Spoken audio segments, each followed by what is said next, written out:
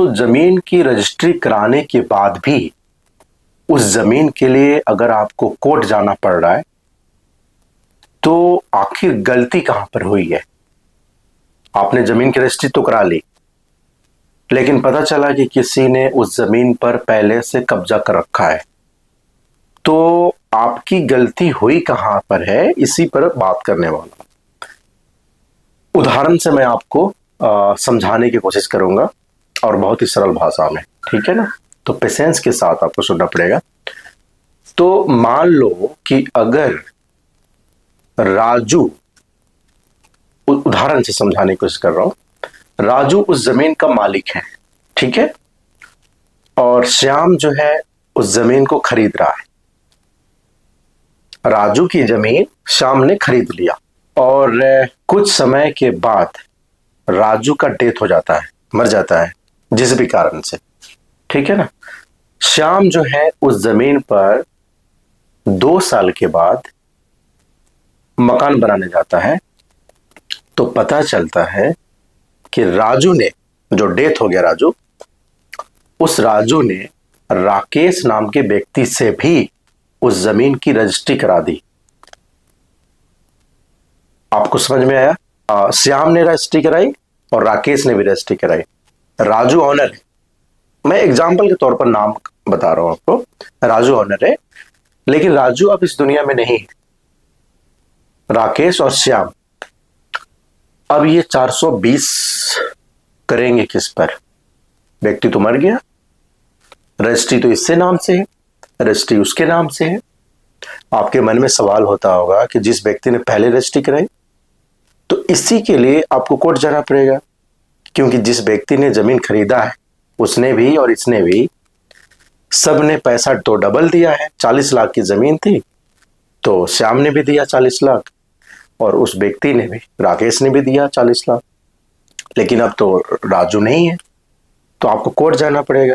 तो कोर्ट अब जाएंगे तो कितना समय बर्बाद होगा, वकील के पीछे भागेंगे, फिर कोर्ट का फैसला आएगा। कब मिलेगा आपको?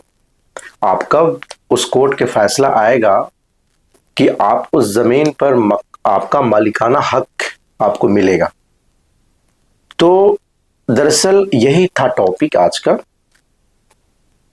सबसे बड़ी चीज है कि क्योंकि 420 का केस होगा, है ना, और इसमें आपका समय बर्बाद होगा।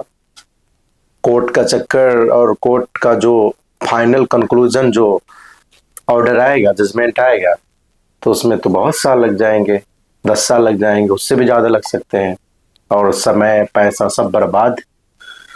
तो आपको गलती नहीं करना है। तो वो कौन सी गलती है जिस पर मैं आज ही डिस्कस करने वाला हूं, जिससे आपको जब भी आप जमीन खरीदें तो इन बातों को आपको ध्यान रखना है।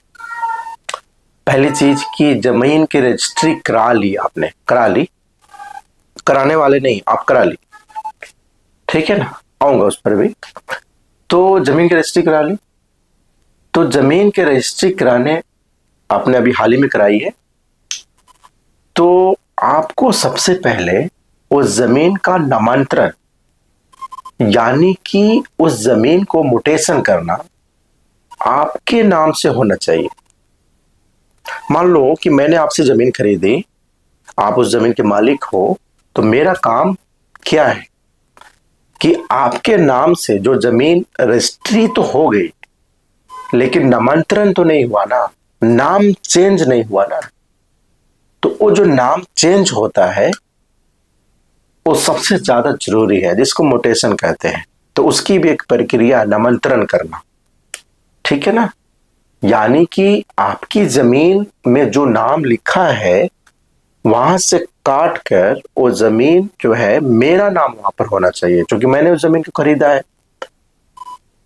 तो ये जरूरी चीजें हैं जो नामांतरण आपको करना ही करना है, ठीक है। फिर भी आपको नहीं समझ में आए तो आपने जहां से रजिस्ट्री कराई है वहां पर आपको पता करना पड़ेगा कि मुझे उस जमीन के नामांतरण कराना है। जिस व्यक्ति से आपने खरीदी उससे बात करके उसको आप नामांतरण कराइए, नाम चेंज करवाइए।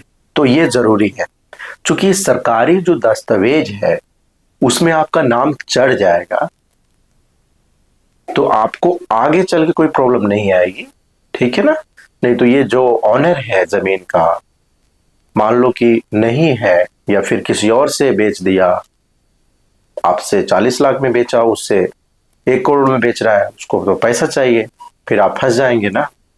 तो ये काम आपको करना है, नामांतरण करना है, चेंज करना है, म्यूटेशन करना है, सबसे पहले ये काम करना है। नहीं तो आप बुरी तरह से फंसने वाले हैं, आपका समय बर्बाद होने वाला है। ठीक है, तो ये काम करिए। अब रहा कि जमीन आप खरीदने के लिए आप सोच रहे हैं कि आपको, मुझे एक प्लॉट लेना है मुझे यहाँ पर, और फिर उस पर हम मकान बनाएंगे। तो आप सोच रहे हैं, देख रहे हैं कि हमको जमीन कहाँ खरीदना है। तो अभी तो किन किन बातों को आपको ध्यान रखना है, ठीक है ना। आप सोच रहे हैं अभी खरीदने के लिए, तो सबसे पहले आपको उस जमीन की, जब आप जिस जमीन को देखा है आपने खरीदने के लिए, तो आपको ये पता करना है कि उस पर ये फाइनल हो गया है कि ये जमीन खरीदना है। आप बात भी कर रहे हैं, उस ऑनर से बात कर रहे हैं, मालिक से बात कर रहे हैं, उसके जमीन के मालिक से। तो आपको ये पता करना है कि उस पर कोई लोन तो नहीं चल रहा है। कभी भी जमीन का मालिक जो है ना, सच नहीं बताएगा। तो हम बताएंगे आपको पता कैसे करना है। नहीं तो अगर ये सच बताएगा, जो मैंने आपको उदाहरण दिए हैं, ऐसे कितने मामले कोर्ट में पेंडिंग है। कौन, किसने किया? यही मालिक लोगों ने किया ना। कोर्ट का भी समय बर्बाद कर रहे हैं, पैसा पर पैसा उठा रहे हैं, कभी इस पार्टी से बेच दिया, उस पार्टी से बेच दिया, 4 लोगों ने जमीन रजिस्ट्री करवा दी। और बहुत दुर्भाग्य की बात है कि जो रजिस्ट्री ऑफिस है ना, बिना जांच पड़ताल किए हुए एक ही व्यक्ति की जमीन को 5 बार रजिस्ट्री करवा दी, और सबका समय बर्बाद। और कोर्ट भी वैसे ही है, फैसला सुनाने में 10 साल 15 साल लगा देता है। किसका समय पैसा बर्बाद हो रहा है, तो इस पर विचार करिएगा। खैर, तो मैं क्या बता रहा था कि जब भी जमीन आप खरीदिए तो ये पता करना है कि उस पर कोई लोन तो नहीं चल रहा है। और दूसरी चीज, उस जमीन के जुड़ी हुई जो जमीनें हैं जो आसपास में, उनके ऑनर से, उस जमीन के मालिक से भी आपको बात करना पड़ेगा कि इसका क्या माजरा है, ये हम जमीन खरीदना चाहते हैं, ठीक है ना। तो आप उनसे मशवरा ले सकते हैं, बात कर सकते हैं, और उस जमीन की जानकारी आपको राजस्व विभाग में मिलेगा, जहाँ जमीन की रजिस्ट्री होती है। वहाँ पर आपकी पूरे वो जो मैप होता है, नक्शा होता है जमीन का, तो उससे पता चल जाएगा। जो सरकारी अमीन होते हैं, जो जमीन की नापी करते हैं, उनसे भी आप पता कर सकते हैं। हो सके तो उनको आप लेकर आके उस जमीन की नापी करवा सकते हैं कि उस जमीन की कितनी चीजें हैं इस मालिक के अंदर में। तो ये करना है आप सबको जब भी आप जमीन खरीदें तो। और कोई विवाद है कि नहीं, कोई केस चल रहा है कि नहीं, कोई रजिस्ट्री किसी और से हुआ है कि नहीं, ये सब पता आपको राजस्व विभाग में चल जाएगा। आप कुछ पैसा खर्चा करेंगे तो आपको पता चल जाएगा, ठीक है ना। सब जानकारी आपको वहीं मिल जाएगी। बहुत आसान है पता करना।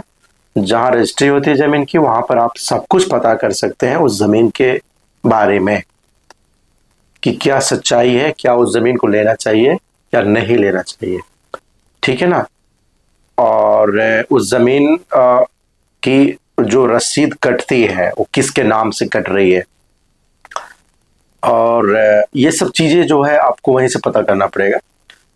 मेरा यही कहना है, सब स्टोरी बताने का यही मतलब है कि आपको अलर्ट होना है। बहुत सारे लोग होते हैं कि अलर्ट नहीं है और अंधाधुंध किसी जमीन को उनको पसंद आया, उन्होंने खरीद लिया उस जमीन को, लेकिन पता चला कि उस पर लोन चल रहा है, या पता चला कि किसी और के नाम से रजिस्ट्री है। जब आप कब्जा करने गए तो पता चला कि कोई और व्यक्ति वहां पर कब्जा कर रखा है। आप जाते हैं तो फिर वही मारपीट, झगड़ा, फसाद जो है सब शुरू होता है इस बात से कि ये जमीन पहले मैंने रजिस्ट्री कराई है, वो कहता है कि मैंने कराई है। चलो कोर्ट, वही बात करेंगे। और फिर कोर्ट में जाओ तो फिर आपको पता है कोर्ट की प्रक्रिया कितनी लंबी होती है, क्या क्या आपको संघर्ष करना पड़ सकता है। तो यही था आज का विषय कि जब भी आप जमीन खरीदें तो इन बातों को ध्यान रखें। जो सबसे महत्वपूर्ण बात मैंने आपको बताई है कि जब भी आप जमीन खरीदें, प्लॉट खरीदें किसी भी जगह पर, तो आपको नामांतरण कराना है। सरकारी दस्तावेज में, सरकारी डॉक्यूमेंट में आपका नाम चढ़ना चाहिए, ठीक है ना, आपका नाम लिखना चाहिए उसमें, उस व्यक्ति का नाम वहां से कटना चाहिए। अगर आप ऐसा नहीं करेंगे तो व्यक्ति किसी और के नाम से भी रजिस्ट्री कर देगा और आपको फंसा देगा, और आप फंस जाएंगे, फिर कोर्ट का चक्कर काटेंगे, 420 खेलेंगे आप, समय बर्बाद होगा आपका। वकील को पैसा दो, फिर कोर्ट का इंतजार करो, तारीख पर तारीख जाओ, ठीक है ना। तो इन बातों को आपको ध्यान रखना है। यही था आज का विषय, और मुझे उम्मीद है कि जब भी आप जमीन खरीदेंगे तो इन छोटी छोटी बातों को आपको ध्यान रखना है। और भी बहुत सारे वीडियो यूट्यूब पर हैं, आप चेक कर सकते हैं, देख सकते हैं। मैंने भी 3-4 वीडियो बनाए हैं, डिस्क्रिप्शन में उसके लिंक डाल दूंगा, ठीक है ना। तो उसको भी आप देख सकते हैं, जिसमें मैंने 10 पॉइंट भी मैंने बताए थे, तो उसको, उस वीडियो को भी आप देख सकते हैं, ठीक है ना। अलर्ट रहना ज़रूरी है, जानकारी लेना ज़रूरी है। यूट्यूब से लीजिए, किसी वकील से बात करिए, उस ज़मीन से संबंधित जो ज़मीन की नापी करते हैं उनसे संबंधित आप उनसे राय विचार कर सकते हैं, ठीक है। चलिए अगले वीडियो मिलते हैं। जय हिंद।